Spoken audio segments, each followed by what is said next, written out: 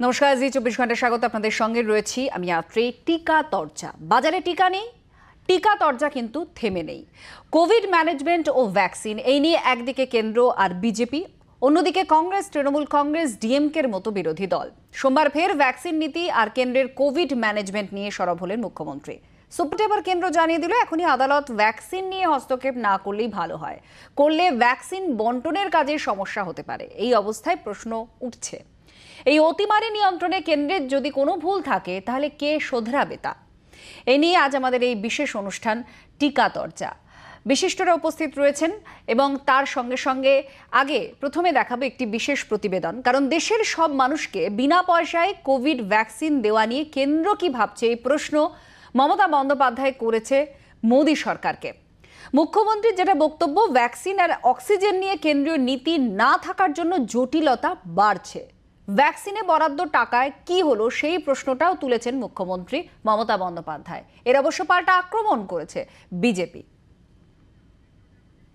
এবার মোদী সরকারের ভ্যাকসিন নীতি নিয়ে এই প্রশ্ন তুলে দিলেন মুখ্যমন্ত্রী। গভর্নমেন্ট 30,000 কোটি টাকা দিলেই ভ্যাকসিনটা টোটাল দেওয়া যেতে পারে, সেটা না করে গভর্নমেন্ট কেন যে এখনো ভ্যাকসিনটা আমি জানি না আছে কিনা, যদি না থাকে, যদি সব ভ্যাকসিন দেশ থেকে 65% বাইরে চলে গিয়ে থাকে, তাহলে তো অ্যারেঞ্জমেন্ট করতে হবে। তাহলে দরকার হলে যেখানে অ্যাভেলেবিলিটি আছে সেই দেশগুলোর সাথে সেন্ট্রাল গভর্নমেন্টকে যোগাযোগ করতে হবে। রবিবার কেন্দ্রের কোভিড কন্ট্রোল টিম স্পষ্ট ইঙ্গিত দিয়েছে 3 মাসের আগে ভ্যাকসিন সংকট মেটার সম্ভাবনা কম। মুখ্যমন্ত্রীর আবেদন, এই অবস্থায় ভারতের নতুন ভ্যাকসিনকে ছাড়পত্র দেওয়ার কথা ভেবে দেখো কেন্দ্র। আমি কোভ্যাক্সিন যেটা দিয়েছি, কোভ্যাক্সিনই দিতে হবে, কিন্তু তারপরে যদি নতুন কিছু আসে তাদের সিস্টেম অনুযায়ী আমাদের সেটা করতে হবে। সুতরাং এটা গভর্নমেন্ট অফ ইন্ডিয়াকে ভাবতে বলছি যে আপনারা ভাবুন যে কোথার থেকে ভ্যাকসিনটা পাওয়া যাবে। যদি দেশে না থাকে, দেশের ভ্যাকসিন বাইরে চলে গিয়ে থাকে, তাহলে তো দেশে আমাকে বিকল্পটা দিতে হবে। মুখ্যমন্ত্রী স্পষ্ট বুঝিয়েছেন, জানুয়ারি থেকে মার্চ এই 3 মাসে কেন্দ্র বিদেশে ভ্যাকসিন রপ্তানি করাতেই ভ্যাকসিন সংকট সামলানো যাচ্ছে না। ভ্যাকসিন নীতিটা ঠিক কি তাও বুঝে উঠতে পারছেন না বিভিন্ন রাজ্যের মুখ্যমন্ত্রী ও বিশেষজ্ঞরা প্রশ্ন তুলছেন। কেন্দ্র কিসের ভিত্তিতে রাজ্যগুলিকে ভ্যাকসিন বরাদ্দ করছে? কোভিড সংক্রমণের হার অনুযায়ী ভ্যাকসিন বন্টন হচ্ছে তো? রাজ্যগুলো সরাসরি নির্মাতা সংস্থা থেকে ভ্যাকসিন কিনতে পারবে। কেন্দ্র এই ঘোষণা করার পর অনেক রাজ্যই বিপুল ভ্যাকসিনের বরাদ দিয়েছে। পশ্চিমবঙ্গ ছাড়াও 6 রাজ্য মোট 21 কোটি ভ্যাকসিনের বরাদ দিয়েছে। আগামী 2 মাসে এর 25% সরবরাহ করা যাবে কিনা সংশয়। এই অবস্থায় মানুষের প্রাণ বাঁচাতে কি করা দরকার তা কেন্দ্রকেই ঠিক করতে হবে। সোমবার তা বুঝিয়ে দিয়েছেন মুখ্যমন্ত্রী। ভ্যাকসিন ও অক্সিজেনে স্বচ্ছ নীতির পক্ষে সওয়াল। একটা হচ্ছে অক্সিজেন, একটা হচ্ছে ভ্যাকসিন, আর এর জন্য একটা পলিসি, কোনো রকম ইনফ্রাস্ট্রাকচারের ফিজ এর জন্য নেওয়া চলবে না। ভ্যাকসিনের জন্য হাপিত্তেশ করে অপেক্ষায় গোটা দেশ। এ রাজ্যেও ভ্যাকসিন সেন্টারগুলোতে লম্বা লাইন। মমতা যখন কেন্দ্রের দিকে আঙুল তুলছেন, তখন পাল্টা রাজ্য প্রশাসনকে দুষছে বিজেপি। 1 কোটি কত লক্ষ এসছে, 90 লক্ষ, সেটা তো আগে ঠিকমতো ডিস্ট্রিবিউশন হোক। বাকি সমস্ত রাজ্যকে দেওয়া হচ্ছে, এদিকে উনি এখান থেকে অক্সিজেন দিতে দেবেন না কাউকে। ভ্যাকসিন চাইছেন, রোজ নতুন করে ডিমান্ড করছেন। কেন্দ্র সরকার ঠিকমতো পাঠাচ্ছে, যেটা পাঠাচ্ছে এটা ডিস্ট্রিবিউশন হচ্ছে, নষ্ট হয়ে যাচ্ছে। একদিকে ভ্যাকসিনের জন্য হাহাকার, অন্যদিকে ভ্যাকসিন রাজনীতি। এটাই কি এখন আম আদমির জীবনে নতুন চ্যাপ্টার? প্রশ্ন উঠছে। ব্যুরো রিপোর্ট, জি 24 ঘন্টা।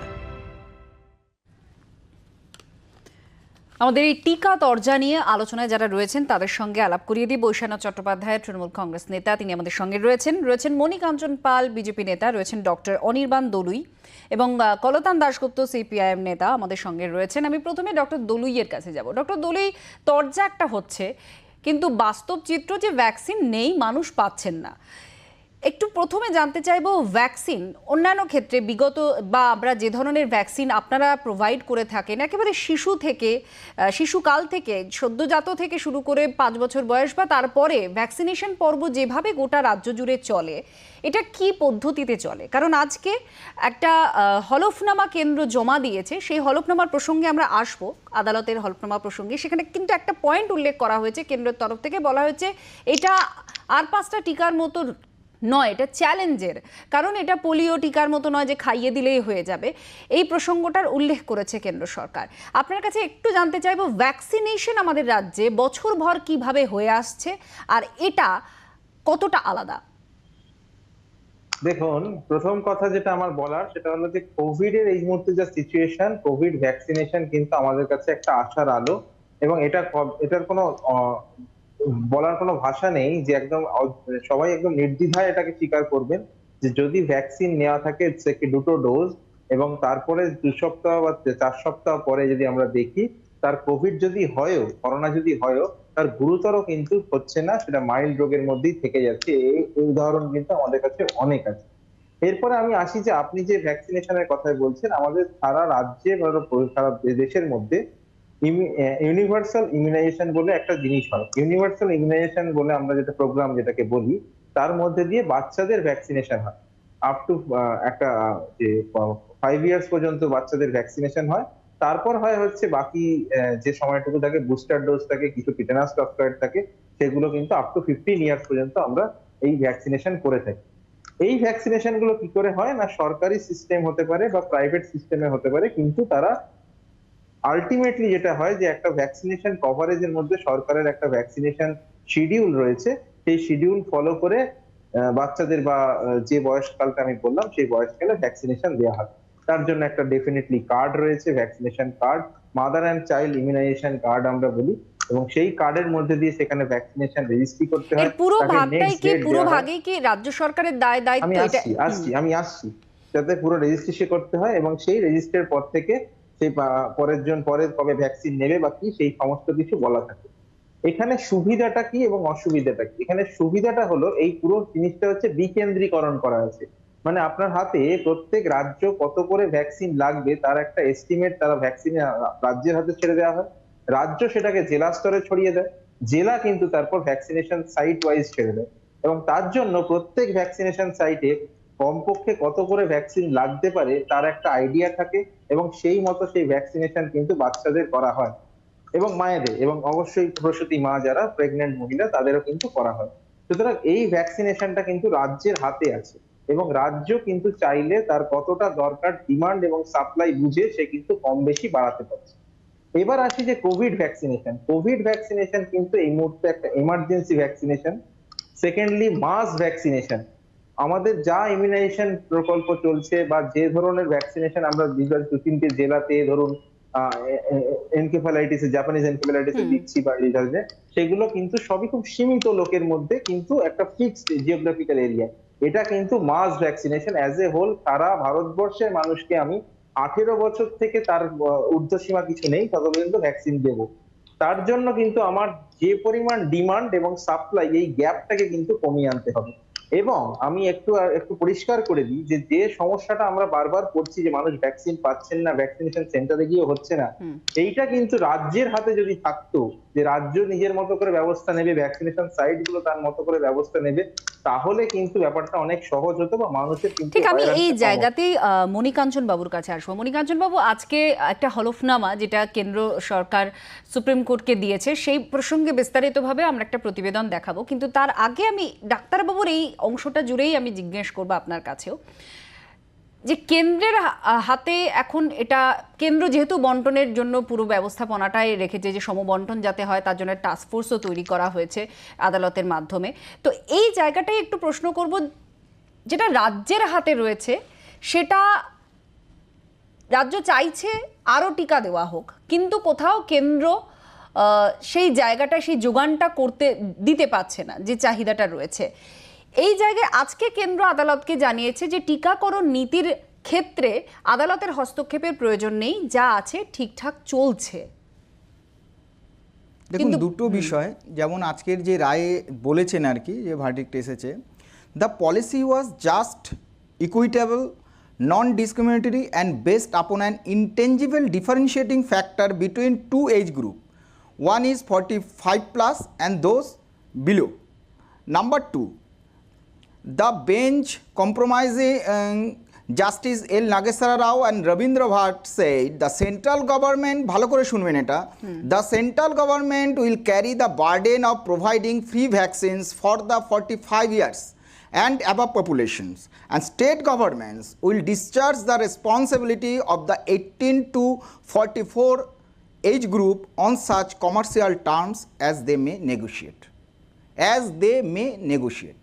সুতরাং আর নাম্বার 3 পয়েন্ট যেটা যে 18 থেকে যে 44 বছরের বয়সী যে ভ্যাকসিনেশন দেওয়ার যে পরিকল্পনা কেন্দ্রীয় সরকার, সেটা কেন্দ্রীয় সরকারের পরিকল্পনায় সেই বলা আছে যে এটা রাজ্য প্রস্তাব দিয়েছিল, সেই প্রস্তাব অনুযায়ী কেন্দ্র সেটা অনুমোদন করেছে। নাম্বার 4, আজকে রাজ্যে প্রায় 7,45,300 কোভিশিল্ড ডোজ এসেছে পুনে থেকে, তার মধ্যে রাজ্য কিনেছে 3.5 lakh dose from serum institute, আর 3,95,300 যেটা সেন্টার দিয়েছে, যেমন আগের মতো কথা হয়েছে ফ্রি অফ কস্ট, যেটা 45 ইয়ার্স আর তার উপরের জন্য। এবার আপনারা বলুন এই 4টে পয়েন্ট শুনে কোথায় সেন্টারের দোষ আছে?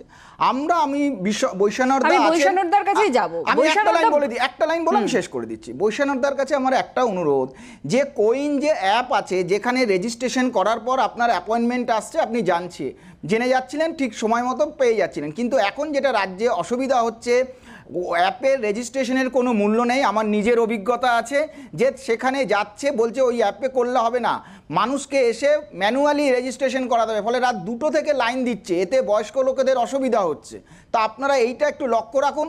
যদি আপনারা ভাবেন যে কোইনকে মানবো না, আপনারা নিজের অ্যাপ করুন, কিন্তু যাতে সাধারণ মানুষ ঠিক সময় মতো রেজিস্ট্রেশন পায়। রাত 2টো 3টে থেকে লাইন দিচ্ছে, 10টার সময় গিয়ে 11টার সময় গিয়ে বলছে কোভিশিল্ড নেই, ভ্যাকসিনেশন নেই। এই দিকটা একটু দয়া করে বৈশানরদা, একদিকে তো মনিরঞ্জনদার প্রশ্নগুলো থাকছে আপনার জন্য, আমি বিজেপি হয়ে বলছি না বৈশানরদা, আমি সাধারণ মানুষের হয়ে কথা বলছি। ক্রমাগত মিথ্যে কথা বলা বিজেপির একটা বদভ্যাসে দাঁড়িয়ে গেছে। সারা পৃথিবীতে দেখছে মানুষ সমালোচনা করছে কেন্দ্রের সরকারকে, গণচিতা জ্বলছে, আন্তর্জাতিক প্রেসগুলো সমালোচনা ভারত সরকারের ব্যর্থতাকে দিচ্ছে, গণচিতা চলছে, আর উনি এখানে টিভির ক্যামেরায় বসে রাজ্য সরকার যেখানে বিনামূল্যে ভ্যাকসিন দিতে চাইছে, কলকাতার 144টা ওয়ার্ডে ভ্যাকসিন দেওয়ার ব্যবস্থা করা হয়েছে। আজও কলকাতা পৌরসভায় যিনি চেয়ারপারসন ফিরহাদ হাকিম, আমি বোর্ডের সদস্য, তার সঙ্গে গেছিলাম, কাল থেকে ট্রান্সপোর্ট ওয়ার্কারদের দেওয়া হবে, এখানে সমস্ত জায়গায় ব্যবস্থা করা হচ্ছে। উনি কেবলমাত্র আমাদের সমালোচনা করতে আরম্ভ করেছেন। কেন্দ্রীয় সরকার তো ভ্যাকসিনেশন দিতে ব্যর্থ হয়েছে, এটা তো সমস্ত কাগজে লেখা হচ্ছে, সমস্ত রাজ্যে রাজ্যে গণচিতা চলছে, এটা তো দোষারোপ করার সময় নয়। কিন্তু উনি প্রথম থেকেই শুরু করলেন দোষারোপকে দিয়ে। করুন না, সাহায্য করুন না, বিনামূল্যে ভ্যাকসিন পাঠান, মানুষের পাশে দাঁড়ান। কেন অক্সিজেন দেওয়া হচ্ছে না? আমি একটু কলতানের কাছে যাব। কলতান, আজকে কেন ভ্যাকসিন নিয়ে দোষারোপ দিলাম? আমি তো নিজেই বলছি কলতানের কাছে আসবো। 7,45,300 ডোজের মধ্যে রাজ্য 3.5 লাখ কিনেছে। কলতান, খুব ছোট্ট করে জানতে চাইবো, আজকে যে হলফনামা কেন্দ্রীয় সরকার যেটা আদালতে জমা দিয়েছে, সে তার পরিপ্রেক্ষিতে আমরা বিকাশ রঞ্জন ভট্টাচার্যের প্রতিক্রিয়া নিয়েছিলাম। তিনি বলছেন যে এটা একেবারে স্বাস্থ্যটা মৌলিক অধিকার এবং সেটা নিয়ে আদালত প্রশ্ন তুলতে পারে। সেই প্রশ্ন যদি কেন্দ্রের ভুলভ্রান্তি প্রসঙ্গে হয়, তাহলে সেটা কেন সংশোধনের জায়গায় আদালত যেতে পারে না? এই প্রশ্নটাও তিনি তুলেছেন। তোমার একটু প্রতিক্রিয়া জানতে চাইবো এ নিয়ে, কি হচ্ছে, কি মনে হচ্ছে? এই করোনা মহামারীর দ্বিতীয় ওয়েভটা নিয়ে গোটা দেশের সমস্ত মানুষই তো ভয়ঙ্কর রকম বিপর্যস্ত অবস্থায় রয়েছেন। কি হয় একটা ভয়ঙ্কর ভাব রয়েছে। কখনো কখনো মনে হচ্ছে যে প্রথম ওয়েভটা কিছুই ছিল না, দ্বিতীয় ওয়েভের যা ভয়ঙ্করতা হচ্ছে। ফলে সেই জায়গায় দাঁড়িয়ে কোর্ট, সুপ্রিম কোর্ট, হাইকোর্ট যদি সরকারকে কোনো পরামর্শ দেয় বা সরকারকে তার কাজের ভুল ত্রুটি ধরিয়ে দিয়ে গোটা দেশের মানুষের ভালোর জন্য কোনো পরামর্শ দিতে চায়, সেটাকে তৎক্ষণাৎভাবে হচ্ছে যে আপনার কথা শুনবো না, আপনার নজরদারি মানবো না, এই অ্যাপ্রোচটা গোটা দেশের মানুষের স্বাস্থ্য ব্যবস্থার জন্য, গোটা দেশের মানুষের ভবিষ্যতের জন্য খুব প্রয়োজনীয় বলে আমাদের পক্ষে মনে হচ্ছে না। বরঞ্চ সকলে মিলে, সুপ্রিম কোর্টের নজরদারি হোক, প্রধানমন্ত্রীর নজরদারি হোক, স্বাস্থ্যমন্ত্রী হোক, সরকার হোক, সকলে মিলে দ্রুত এই ভ্যাকসিনেশনের প্রসেসটা চালু করে দেশের বেশিরভাগ মানুষকে যদি আমরা এর মধ্যে না আনতে পারি, তাহলে এর পরে যে শোনা যাচ্ছে তৃতীয় ওয়েভ ইত্যাদি আসবে, সেইটা চলে এলে আমরা আরও বিপর্যস্ত অবস্থার মধ্যে পড়ে যাব। ওই ভয়ঙ্করতা থেকে বাঁচতে আমাদের এখন যে ভালো পরামর্শ দিচ্ছে, সব ভালো পরামর্শকে মাথায় নিয়ে আমাদের এখন এগোনো উচিত। এখন মারামারি ঝগড়াঝাটি করার সময় নয়, এইটা আমাদের স্পষ্ট কথা। কিন্তু তরজা চলছে, আর সেটা নিয়েই আমাদের এই বিশেষ অনুষ্ঠানও চলছে।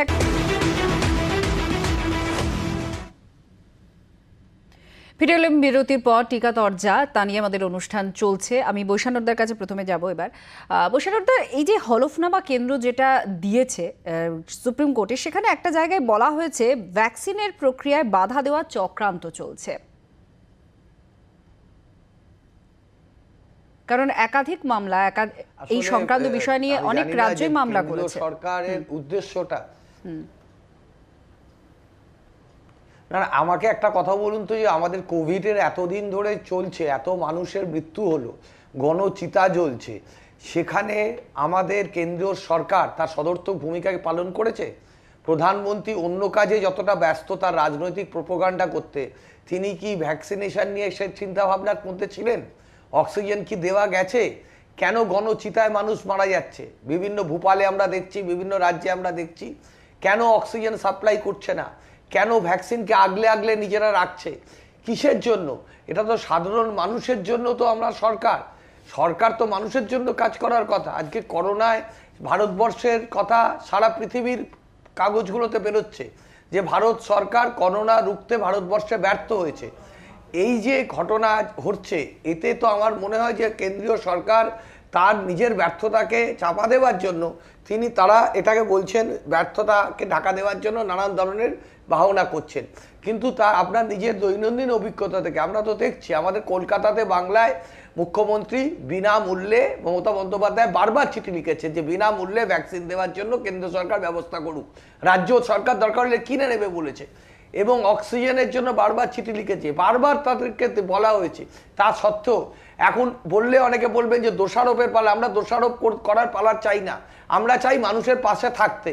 এবং তাই জন্যই বাংলার প্রতিটি স্বাস্থ্য কেন্দ্রে করোনাকে রোকবার জন্য বিভিন্ন ব্যবস্থা করা হচ্ছে। হাসপাতালে শয্যা বাড়ানো হচ্ছে, হসপিটালের ব্যবস্থা করা হচ্ছে, অক্সিজেনের ব্যবস্থা করা হচ্ছে, ভ্যাকসিনেশনের ব্যবস্থা করা হচ্ছে। কলকাতা পৌরসভার 144টে ওয়ার্ডে তার যে স্বাস্থ্য দপ্তর আছে, ভ্যাকসিনেশনের ব্যবস্থা হচ্ছে। এবং প্রত্যেকটা স্বাস্থ্য বিভাগের ব্যবস্থাতে রাজ্য সরকার যদি এতগুলি পজিটিভ স্টেপ নিয়ে থাকে, তাহলে সেন্ট্রাল গভর্নমেন্ট কেন অক্সিজেনের ব্যবস্থা করতে পারলো না? কেন তারা ভ্যাকসিন নিয়ে রাজনীতি করছে? কেন টিকা নিয়ে রাজনীতি করছে? আমি ডক্টর এটাই আমাদের বারবার প্রশ্ন। আমি একজন দেশের নাগরিক হিসাবে এটাই আমার জিজ্ঞাসা। এই জিজ্ঞাসা প্রত্যেকেরই হয়তো রয়েছে। ডক্টর দলি, আপনারা রোজ এই বিষয়টা সামলাচ্ছেন, আপনারা জানেন আসলে কোথায় সমস্যা তৈরি হচ্ছে, কোথায় হচ্ছে সমস্যাটা একটু জানার চেষ্টা করবো। কারণ রাজ্যের মুখ্যমন্ত্রী বারবার বলছেন যে বিনামূল্যে যাতে সকলকে টিকা দেওয়া সম্ভব হয়, তিনি এই দাবিটাই বারবার করেছেন, সেখান থেকে এক চুলো সরেননি তিনি। এই জায়গাটা একটু জানতে চাইবো আপনার কাছে যে কি সমস্যা আছে বা আদৌ এটা বাস্তবে সম্ভব কিনা। ডক্টর দলি, আপনি আছেন?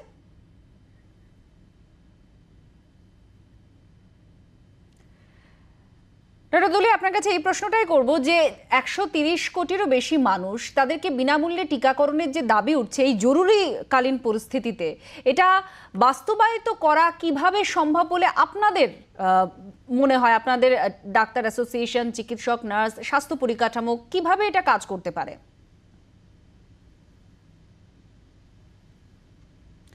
আমরা শুনতে পাচ্ছি না ডক্টর দলুই, আপনার কাছে আসবো। আমি তার আগে একটু যাব, বৈশানদার কাছে ছিলাম, আমি যাব মণিকাঞ্চনদার কাছে। মণিকাঞ্চনদা, এই জায়গাটা যেখানে প্রশ্ন বারবার উঠছে যে বিনামূল্যে টিকাকরণ, এই প্রশ্নটা কি খুব অবান্তর বলে মনে হয় আপনার? যে দাবি বারবার মুখ্যমন্ত্রী করছেন, এই রাজ্যের মুখ্যমন্ত্রীও বলছেন যে সবাইকে বিনামূল্যে টিকাকরণ করা হোক। দেখুন, বিষয়টা হচ্ছে, আমি দোষারোপের পালা করছি না। বৈশানদা আমার উক্তিটি যদি আগের এপিসোডে শুনে থাকেন, আমি কোনো সময় বলিনি। আমি বলেছি যে ভ্যাকসিন এসেছে সেন্টার তারটা দিয়েছে, রাজ্য সেখান থেকে 3.5 লাখ কিনেছে, বাকিটা সেন্টার তার কথা মতো দিয়েছে। 1 নম্বর বিষয়। 2 নম্বর বিষয়, আজকে যে এপিডিবির আছে সেখানে কি বলা হয়েছে একটু ভালো করে শুনুন। It's vaccination policy had been frame to ensure equitable distribution. সুতরাং এখানে কাউকে বেশি কম দেওয়ার বিষয় নেই। নাম্বার 2, ওই এপিডেভিটেই বলা হয়েছে centre maintain that the vaccination drive for those between 18 and 44 was approved after request by states and the center persuaded, ভালো করে শুনুন, center persuaded manufacturers to supply vaccines to states at uniform price. এখানে আপনারা বলুন কোথায় কিভাবে রাজ্যকে আলাদাভাবে দেখা হচ্ছে। নাম্বার 3 যেটা বলা হচ্ছে যে কিন্তু এই রাজ্যের অক্সিজেন, মুখ্যমন্ত্রী মমতা বন্দ্যোপাধ্যায় তিনি তো বারবার বলছেন আমার তো যা টাকা আছে সবটাই আমি কিনতে চাই, কিন্তু কোথায় ভ্যাকসিন, এই প্রশ্নটাই তিনি করেছেন। না কিনতে চাই। এবার দেখুন ডাক্তারবাবু আছেন, এই প্রথম ভ্যাকসিন যেখানে থার্ড ফেজ এবং ক্লিনিক্যাল ট্রায়াল এ ছাড়াই ভ্যাকসিন দেওয়া হচ্ছে, এটা এরকম পৃথিবীতে কোনো দিন হয়নি যে উইদাউট ক্লিনিক্যাল ট্রায়ালে ভ্যাকসিনেশন মার্কেটে দেওয়া হচ্ছে, পেশেন্টকে দেওয়া হচ্ছে। সুতরাং একটা নতুন সিস্টেম। আমার সকলের কাছে হাত জোড়ে নিবেদন যে ফার্মা সেক্টর বা মেডিসিন সম্বন্ধে আমরা সাধারণ মানুষ ডাক্তারবাবুরা ছাড়া ডাক্তারবাবুর কাছে খুব কম আমি লোকে অংশটা জানে। নিয়ে আসবো। ডাক্তারবাবু সুতরাং এই আপনার কাছে নিয়ে একটা প্রশ্ন ভ্রান্ত ছিল, কিন্তু ধারণা আমি একটু লোকের মধ্যে মণিকান্তন দার এই সৃষ্টি করবেন কথার না। প্রসঙ্গ আপনি তো ধরে ছোট্ট ডাক্তার করে ছিলেন। উত্তর জানতে চাইবো। এই যে উনি বললেন যে ক্লিনিক্যাল ট্রায়াল সেভাবে না হওয়ার সত্ত্বেও টিকা দেওয়া হচ্ছে, এই জায়গাটা কি মেডিকেল টার্ম আছে বা কি ল আছে এটা যে এটা করা যায়? কারণ বারবারই তো আপনারা বলছেন যে জরুরি ভিত্তিতে এটা করা হচ্ছে। দেখুন, প্রথম কথা যে আলোচনাটা আমরা শুরু করছিলাম তখন যে লাইন ডিসকানেক্ট হলো, যে প্রথমে হচ্ছে যে আমাদের কি কি চ্যালেঞ্জ। প্রথম চ্যালেঞ্জটা হচ্ছে যে এত বিপুল সংখ্যক মানুষ, আমি যদি দেখি যে 18 থেকে 44 বছর, এই সংখ্যাটা কিন্তু কম নয়, প্রায় 60 কোটি মানুষ সারা দেশে। তার উপরে 45-এর ওপরে যারা মানুষ, plus health care worker, frontline worker, সবাইকে ভ্যাকসিন দিতে হবে। সুতরাং এটা খুব চ্যালেঞ্জ, এবং এই মুহূর্তে দাঁড়িয়ে আমরা ডাক্তাররা যারা বিশেষজ্ঞরা সবসময় বলছি যে ভ্যাকসিন কিন্তু আমাদের কাছে one of the most important weapon, একটা বেশ, জরুরি একটা অস্ত্র। একটা জরুরি সেই অস্ত্র। জায়গায় আর দাঁড়িয়ে সেখানে মণিকাঞ্চনদার বক্তব্য যে উইদাউট ট্রায়ালও ভ্যাকসিনেশন হচ্ছে আমাদের দেশে, এটা একটা খুব বড় চ্যালেঞ্জের উনিও বলছেন। কিন্তু এই সমস্যা বা এই সংকট মোকাবিলার ক্ষেত্রে কি প্ল্যানিং রয়েছে সেটা নিয়েই বারবার প্রশ্ন তোলা হচ্ছে। আমরা আরো একটা বিরতি নিচ্ছি, বিরতির পর ফিরে আসছি, সঙ্গে থাকুন।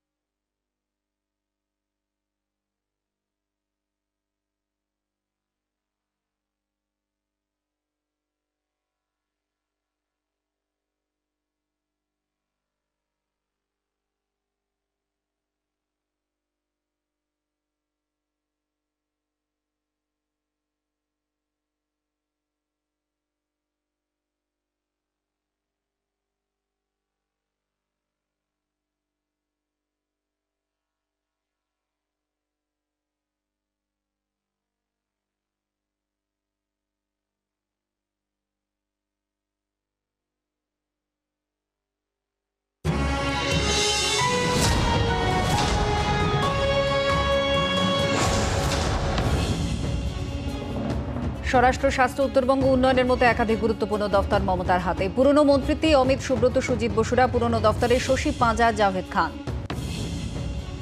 মমতার মন্ত্রিসভায় একাধিক রদবদল। শিল্পে ফিরলেন পার্থ, শিক্ষায় ব্রাত্য, ফেরহাদের হাতে পরিবহন এবং আবাসন।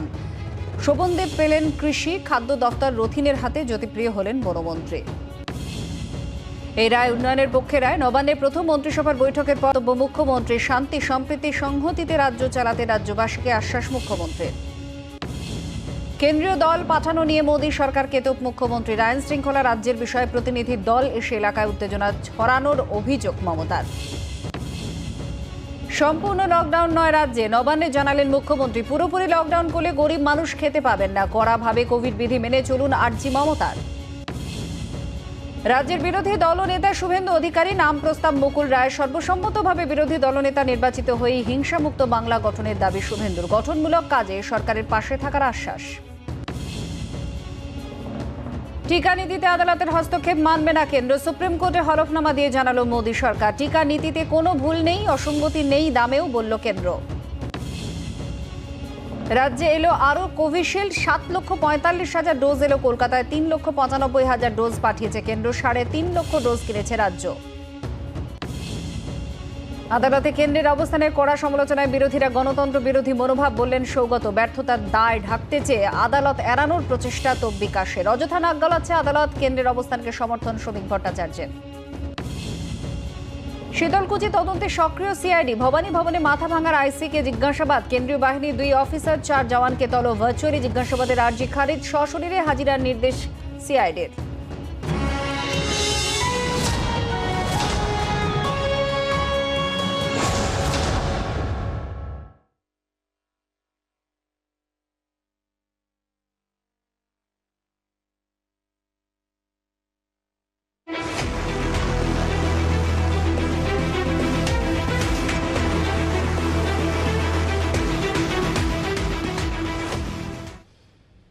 ফিরে এলাম বিরতির পর। কলতান আমাদের সঙ্গে রয়েছে। কলতান, একটা প্রশ্ন, যেখানে আদালত বিভিন্ন বিষয় নিয়ে কেন্দ্র বা রাজ্য যে কোনো সংশ্লিষ্ট কর্তৃপক্ষের কাছে বা সংস্থার কাছে, প্রতিষ্ঠানের কাছে তাদের বক্তব্য জানার জন্য বলে, এক্ষেত্রেও তাই হয়েছে, যেখানে কেন্দ্রীয় সরকার একটা হলফনামা জমা দিয়েছে। কিন্তু এই যে কেন্দ্র সরকারের কাজে হস্তক্ষেপ করা, নাক গলানোর মতো কথা বিজেপির তরফ থেকে করা হচ্ছে, এ রাজ্যেও বলা হয়েছে যে নাক গলানো হচ্ছে। কেন এই অংশটা, কেন কিভাবে বলা সম্ভব, যেখানে আদালত একটা গণতন্ত্রের অন্যতম রক্ষাকারী হিসেবে, একটি স্তম্ভ হিসেবে ধরা হয়? দেখুন, কথাটা হচ্ছে যে কোনো রাজনৈতিক বিষয়ে, কোথাও সন্ত্রাস, রাজনৈতিক কারণে কোনো সমস্যা তৈরি হচ্ছে, সেখানে আদালত হস্তক্ষেপ করলে কোনো সরকার হোক, কোনো রাজনৈতিক দল হোক, তারা তার মতো করে মত পেশ করতে পারে যে আপনি এখানে হস্তক্ষেপ করছেন, এটা সরকারের ব্যাপার, ওটা অমুক তমুক। কিন্তু স্বাস্থ্যটা যেখানে গোটা দেশের মানুষের ব্যাপার, এটার সাথে তো সরাসরি কোনো রকম রাজনৈতিক হিংসা, হানাহানি এগুলো যুক্ত না। তাহলে কেন্দ্রীয় সরকারের এই যে অবস্থান, এটাকে কিভাবে দেখছেন? এই কেন্দ্রীয় সরকারের অবস্থানটা এইভাবেই দেখছি যে যতক্ষণ ওটা আমার পক্ষে কথা বলছে ততক্ষণ ওটা ঠিক আছে। যখনই ওটা আমার উল্টো দিকে কথা বলছে বা আমার কাজ ঠিকঠাক হচ্ছে কিনা সেই বিষয়ে আমাকে গঠনমূলক কোনো রকম সমালোচনা করছে বা পরামর্শ দিচ্ছে, তখনই তার বিরুদ্ধে খড়গহস্ত হয়ে যাওয়া, তাকে হচ্ছে যে আক্রমণ করা, আরও নানাভাবে সেই সব তাকে হেনস্থা করার মতো যে ঘটনা, এই ঘটনা এর আগেও বিজেপি করেছে, আজকেও তাই সেটা আবার প্রমাণ করার চেষ্টা হচ্ছে। যদি আমার কাজে কোনো ভুল না থাকে, আর তাহলে এইরকম বিপর্যস্ত স্বাস্থ্য ব্যবস্থা গোটা ভারতবর্ষ জুড়ে, পশ্চিমবাংলাও তার বাইরে নয়, সেইটা নিয়ে যদি কেউ কোনো পর্যবেক্ষণ দিতে যায়, তাহলে তো সেটা আমার গ্রহণ করা উচিত ভালোভাবে। বেড বাড়াতে হবে, অক্সিজেন সিলিন্ডার বাড়াতে হবে, গোটা পরিকাঠামোটাকে ভালো করতে হবে, তার জন্য তো কোনো সাজেশন। এখানে তো রাজনীতির তর্ক বিতর্ক, ভোটে হারা জেতা, এইসব ব্যাপারদের মধ্যে নেই। কিন্তু বিজেপির আসলে দীর্ঘদিনের প্রসেস হয়ে গেছে যে তার বিরুদ্ধে যাবে তাকেই ন্যাক্কারজনকভাবে হচ্ছে যে আক্রমণ করতে হবে। সেক্ষেত্রে আদালতের এই যে ঘটনাটা আজকে তারা ঘটিয়েছেন, যে আমরা কোনো রকম মানব না অন্যের কথা ইত্যাদি, এগুলো খুব প্রয়োজন ছিল বলে আমাদের মনে হয় না। মনিকাঞ্জন, এই জায়গাটা একটু জানতে চাইবো, যেখানে আদালত একটা বক্তব্য জানতে চেয়েছে, আদালতকে জানানো হয়েছে, এবং তার পরিপ্রেক্ষিতে আপনারা বলছেন যে বিজেপির তরফ থেকে বলা হচ্ছে নাক গলানো হচ্ছে এটা কেন্দ্রের কাজে। এই জায়গাটা দেখুন, আমি প্রথমে কলতানের প্রশ্নের উত্তর দিই যে খড়গহস্ত হওয়া, লালা বাংলা ছেড়ে পালা, এইটাকে বলে খড়গহস্ত হওয়া। আমরা এপিটিভির দিয়ে লিখিতভাবে জানিয়েছি, কোনো কমেন্টস পাস করিনি। নাম্বার 1, আমরা রাজনীতি করতে চাই না। নাম্বার 2 যে বিষয়টা নিয়ে বলা হয়েছে কি যে আমাদের যে পলিসি, সেন্টারের যে পলিসি, সেই পলিসি সেন্টার নিজে একটা ঠান্ডা ঘরে বসে করেনি, রাজ্যের সাথে একদম এপিডেভিটে বলা আছে রাজ্যের সাথে আলোচনা করে তৈরি করা হয়েছে। এখন যদি সেন্টার এই কোভ্যাক্সিন ভ্যাকসিন তৈরি, অক্সিজেন এই দিকে মন দেবে না কেস কামারি এই দিকে মন দেবে, এটা বলা হয়েছে যে যে পলিসি তৈরি করা হয়েছে সেটা কেন্দ্রের ব্যক্তিগত পলিসি নয়, সমস্ত রাজ্যের সাথে আলোচনা করে। যেমন পলিসির প্রথম হচ্ছে যে 45 ইয়ার্স আর তার উপরে যাদের আছে তাদেরকে সেন্টার ফ্রিতে দেবে, এবং রাজ্যগুলো বলেছে 18 থেকে 44 বছর পর্যন্ত এগুলো রাজ্য দেবে। মণিকাঞ্চন বাবুরা বিরোধী দল থাকার সময় কি কোনো কেস কামারি করেননি সুপ্রিম কোর্টে? নাম্বার 4 যেটা আসছে, বৈশ্যনর্দা একটু টোন করলো মনে হলো, দেখুন আপনি আইনজ্ঞ, আপনার আইনে অভিজ্ঞ আছে, উল্টো দিকের মানুষটাও যে ফার্মা সেক্টরে যার অভিজ্ঞতা নেই এটুকু আপনি বলতে পারেন না। আজকের যে অসুবিধার সম্মুখীন হচ্ছি তার মূল হাতিয়ার বা মূল যোদ্ধা হচ্ছেন ডাক্তারবাবুরা, তার সাথে ফার্মাসিউটিক্যাল সেগমেন্টেরও একটা বিরাট বড় ভূমিকা রয়েছে, তাদেরও একটা অভিজ্ঞতা রয়েছে। যেটা আগের বারে বলা হয় যে ভারতবর্ষে প্রথম ক্লিনিক্যাল ট্রায়াল ছাড়া ভ্যাকসিনেশন, ভারতবর্ষে নয় সারা পৃথিবীতে এটা হলো যে ভ্যাকসিন দেওয়া হচ্ছে তার ক্লিনিক্যাল ট্রায়াল হয়নি। আর যেটা বারবার বলা হচ্ছে যে first dose and second dose, একটা আর্টিকেলে পড়ছিলাম যে কানাডা এবং ইংল্যান্ডে first dose and second dose ওরাও ঠিকঠাক বলতে পারেনি। ডক্টর দলুই কিছু বলতে চান? হচ্ছে মণিকাঞ্চন দা, ডক্টর দলুই এর কথা একটু শুনুন তাই জন্য বলছে ফার্স্ট ডোজ আর সেকেন্ড ডোজের ডিফারেন্সটা কতদিনের থাকবে সেটা ঠিক হয়। বাবুকে বলতে দিন না, বলছি তো ডাক্তারের ব্যাপারটা ডাক্তার বাবুকে বলতে দিন। দেখুন আপনি তো এখন ডাক্তার না। রাজনৈতিক চর্চা বা রাজনৈতিক তরজার কোনো জায়গা নেই। তবে একদম, একদম। আমাদের একদম পরিষ্কার আমরা একটা কথা আপনাদের সবাইকেই বলা উচিত, বলা যেটা সেটা হচ্ছে যে ভ্যাকসিনের যে সাপ্লাই এবং ডিমান্ড সেইটা কিন্তু ক্যালকুলেশনে কোথাও ভুল থেকে গেছিল, এটা কেন্দ্রীয় সরকারকে মানতে হবে। এবং সে জায়গা থেকে দাঁড়িয়ে আমি এইটুকু বলতে পারি যে সাপ্লাই যে হঠাৎ করে 18 থেকে 45-এর ভ্যাকসিনেশন আমি ওপেন করে দিলাম, তার আগে আমাদের প্রোডাকশনটা আরো বাড়াতে হতো। এবং এ কথা তো অস্বীকার করার কোনো জায়গা নেই যে প্রচুর ভ্যাকসিন কিন্তু বিদেশে গেছে, এবং এখন আমরা যদি ভ্যাকসিনেশনে ক্রাঞ্চ করছি, আমরা এখন ভ্যাকসিনেশন বাইরে দিচ্ছি না ভ্যাকসিন, কারণ আফ্রিকার দেশগুলো এখন ভুগছে, তারা আমাদের মুখের দিকে তাকিয়েছিল, তারা এখন ভ্যাকসিন পাচ্ছে না। কিন্তু এখানে যাই হোক, ডক্টর দলুই আপনাকে একটা অংশ একটু শোনায়, যেখানে বলি যে যেখানে বিজেপির তরফ থেকে বলা হচ্ছে কিছু বৈদেশিক নীতি থাকে এক্ষেত্রে, যেখানে বাধ্যবাধকতা থাকে যে যেটা হচ্ছে সেটা কিছুটা আমাদের বাইরের দেশে পাঠাতে হয়। এই বাধ্যবাধকতা থেকেই আমি প্রশ্ন করব বৈশানরদার কাছে। বৈশানরদা, যেখানে আমেরিকা পর্যন্ত কাঁচা মাল যেটা দিতে চায়নি, তার কারণ যুদ্ধকালীন পরিস্থিতিতে তাদের দেশের মানুষের স্বার্থে তারা সেটা বাইরে আর দিতে চাননি, সেই জায়গায় আবেদন নিবেদনের পরিপ্রেক্ষিতে পরে সেই বিষয়টা সমস্যার সমাধান হয়। ভারতে এরকম কোনো আইন নেই কি? এরকম দেশে কি কোনো আইন নেই? যখন দেশের মানুষের প্রয়োজন সেই জায়গাটা আগে মেটানোর দরকার রয়েছে, সেরকম কি কোনো আইন নেই, কোনো সংস্থান নেই? দেখুন, আইন তো মানুষের জন্য আইন। সুতরাং যদি দেশের মানুষকে ভ্যাকসিনেশন না করে দেশের উৎপাদিত ভ্যাকসিনেশনকে বিদেশে পাঠিয়ে দেওয়া হয়, রপ্তানি করে দেওয়া হয়, দেশের মানুষ ভ্যাকসিনেশন পেল না। আমরা দেখছি টিভিতে গণচিতা জ্বলছে, ডেড বডির পর ডেড বডি, লাশের পর লাশ পড়ে আছে, মানুষের মৃত্যু হচ্ছে। সেখানে যদি কেন্দ্রীয় সরকার দায়িত্ব জ্ঞানহীনভাবে এই ভ্যাকসিনেশনগুলো বিদেশে বা রপ্তানি করে দেন, তাহলে দেশের মানুষকে একটা বিপর্যস্ত অবস্থায় পড়তে হবে। এবং সেটাই আজকে আন্তর্জাতিক স্তরে সমালোচনা হচ্ছে। সমস্ত রাজ্যে আজকে এই ধরনের ঘটনা ঘটিয়েছেন ওনারা, গণচিতা ওনাদের সময় হলো। আমি তো আমার জীবদ্দশায় দেখিনি এই চিত্র। করোনাতে যে চিত্র আমরা দেখলাম, এই মুহূর্তে কেন্দ্রীয় সরকারের ব্যর্থতা, এই চিত্র তো আমি আমার জীবনকালে দেখিনি। যে চিত্র কেন্দ্রীয় সরকারের ব্যর্থতার জন্য আমাদের দেখতে হলো। কেন দেশের মানুষকে ভ্যাকসিন না দিয়ে দেশের ভ্যাকসিনকে বিদেশে পাঠিয়ে দেওয়া হলো? এটা কেন এই প্রশ্ন মণিকাঞ্চনদা থাকছে, কেন বিজেপি সরকার এটা করলো? যেখানে বিরোধীরা বলছে যে কেন্দ্রীয় সরকার ব্যর্থ, সেখানে কেন্দ্রীয় সরকার বলছে ভ্যাকসিন প্রক্রিয়ায় বাধা দেওয়া চক্রান্ত চলছে হলফনামায়। আদালতকে এটা জানিয়েছে। এই প্রসঙ্গটা নিয়েই আসবো। আমাদের একটা বিরতির সময় হয়ে গিয়েছে, বিরতি নেব, আর বিরতির পর আপনাদের দেখাবো সেই প্রতিবেদন যেখানে হলফনামা দিয়ে জানানো হয়েছে কেন্দ্রীয় সরকারের তরফ থেকে সুপ্রিম কোর্টকে। বিস্তারিতভাবে দেখাবো যে ঠিক কি বলা হয়েছে সেই হলফনামাতে। একটা বিরতির পর ফিরে আসছি, সঙ্গে থাকুন। ফিরলাম বিরতির পর। আর কোভিড মোকাবেলার জন্য দুনিয়ার সবচেয়ে বড় ভ্যাকসিনেশন প্রক্রিয়া ভারত জুড়ে চলছে, আর এই অবস্থায় বিচার বিভাগ হস্তক্ষেপ না করলেই ভালো। সুপ্রিম কোর্টে হলফনামায় জানালো মোদী সরকার। হলফনামায় কেন্দ্রের বক্তব্য, ভ্যাকসিনেশন প্রক্রিয়ায় বাধা দেওয়ার চক্রান্ত চলছে।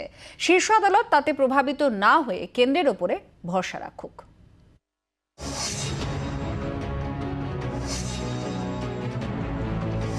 অতিমারির সময়ে ভ্যাকসিন বন্টনের মতো জরুরি কাজে কোনো গাফিলতি হলে শুধরে দেবে কে? সোমবার ভ্যাকসিন বন্টন নিয়ে সুপ্রিম কোর্টে হলফনামা দিয়েছে কেন্দ্র।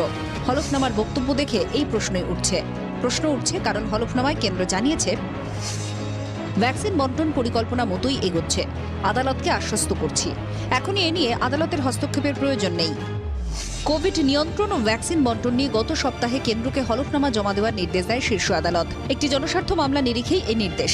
বিচারপতি DY চন্দ্রচূড়ের নেতৃত্বাধীন বেঞ্চ প্রশ্ন করেন, বিভিন্ন সংস্থার ভ্যাকসিনের বিভিন্ন রকম দাম কেন? কিভাবে ভ্যাকসিন বন্টনের রূপরেখা তৈরি হয়েছে? এই নির্দেশ মেনে সোমবার হলফনামা জমা দেয় কেন্দ্র।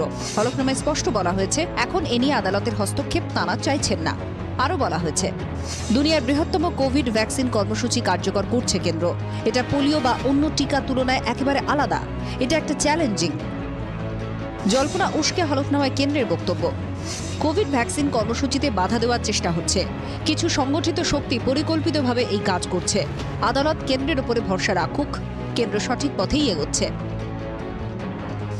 আইনজীবীদের প্রশ্ন, ভ্যাকসিন কর্মসূচি নিয়ে আদালত তথ্য চাইলে আপত্তি কোথায়?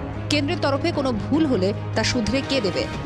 টিকার দামে তারতম্য, কোন রাজ্য কতটা টিকা পাচ্ছে, স্বভাবতই অনেক রাজ্য যারা বিচার পাচ্ছে না তারা সুপ্রিম কোর্টে গিয়ে সেখানে এটা কেন্দ্র বলছে যে আমরা নারাজ এই ব্যাপারে আদালতের হস্তক্ষেপ মানায়। তো গণতন্ত্র বিরোধী একটা মনোভাব। বারবারই যদি প্রশাসনের মধ্যে জুডিশিয়ারির ইন্টারভেনশন হয়ে যায়, যদি লেজিসলেটিভ পাওয়ারকে সবসময় জুডিশিয়ারি সুপারসিড করতে থাকে, আমার মনে হয় সেটা সুস্থ গণতন্ত্রে খুব একটা কাম্য নয়। সোমবার ইন্টারনেটে সার্ভার ডাউন থাকায় শুনানির কাজ চালাতে পারেনি সুপ্রিম কোর্ট। মামলার শুনানি হবে বৃহস্পতিবার। ব্যুরো রিপোর্ট, জি 24 ঘন্টা। মণিকাঞ্চনদার কাছে যাবো। মণিকাঞ্চনদা, এখানেই প্রশ্ন যে আদালত জানতে চাইতে পারে কি পারে না? আদালত কোনো একটা যখন কর্মসূচি এত দেশ জুড়ে চলছে এবং সেখানে যখন অভিযোগও উঠছে, দাবি উঠছে একাধিক, সেখানে আদালত কেন্দ্রের কাছে প্রশ্ন করে জানতে চাইতে পারে কিনা বিশদে? দেখুন, সমালোচনা হচ্ছে গত পরশু ভারত আর ইউরোপিয়ান ইউনিয়নের একটা ভার্চুয়াল সম্মেলনে ফরাসি প্রেসিডেন্ট ম্যাক্রো বলেছেন পুরো এই ভাষায় যে মানবতার খাতিরে ভারতবর্ষ সারা পৃথিবীকে একসময় ভ্যাকসিন দিয়েছে, আজকে সমালোচনা না করে তার পাশে দাঁড়ান।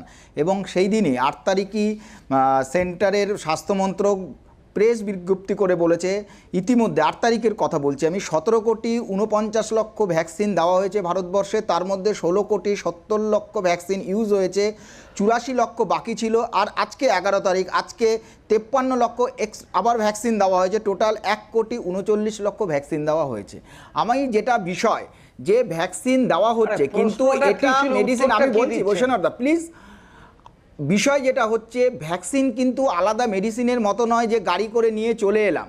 এর একটা স্টোরেজের বৈষ্ণবদার প্রশ্ন আছে, আমি বৈষ্ণবদার কাছে যাব, কিন্তু প্রশ্ন একটাই মণিকাঞ্চনদা, এই প্রতিবেদনের পর যে আদালত জানতে চাইতে পারে কি পারে না?